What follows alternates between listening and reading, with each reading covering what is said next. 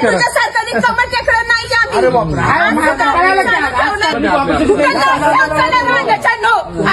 तर आम्हाला सोलापूर सारख्या ठिकाणी एक दुर्दैवी घटना घडली.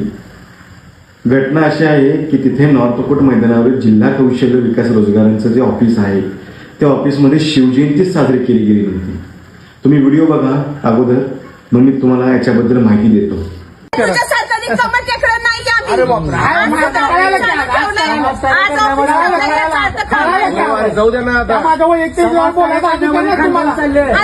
तुम्ही मागासवर्गीय असताना असं माझ्या संग वागताय. तुम्हाला पटतंय का? तुम्हाला पटतंय का? लाजा तरी वाटतात का नाही?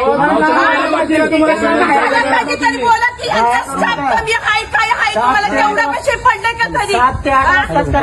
ठेव बोट खाली तुझा. आठ माणसं बोलते ते सगळ्यात व्यक्ती बोलते. त्यांना लाजा वाटायला नको पाव सांगा मला. असली राजा कुठं कुठं एखाद्या मागासवर्गीय लेडीजला छळताय अधिकाऱ्याला. तुझ्यासारखी रिकामी टेकडी नाहीये मी. पोलीस कंप्लेंट करायला हे करायला.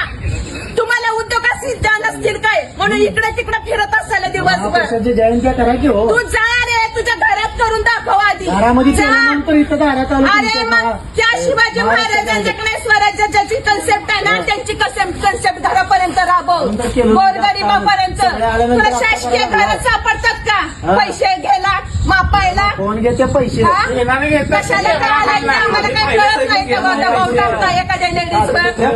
पैसे आम्हाला माहिती आहे. कोण देतो? आम्ही घेतो.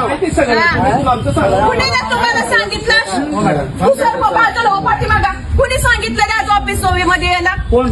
माझं मी ऑफिसच काम आहे म्हणून चालू ठेवलं. तुम्हाला बंद ठेवायचं अधिकार आहे? मग तुम्हाला कुणी सांगितलं आत यायला? तुमचं काही काम आहे का आज माझ्या इथं ऑफिसमध्ये? स्थानिक लोकांनी तिथे जाऊन विचारणा केली. जाब विचारला तेव्हा दुपारी 1:50 तिथे शिवजयंती साजरी करण्यात आली.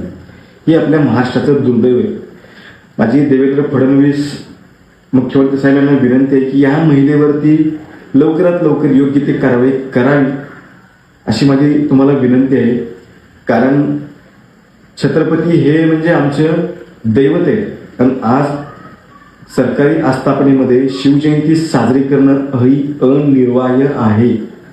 असं असताना सुद्धा तिथे अशी घटना घडते. याच्यावरती खरंच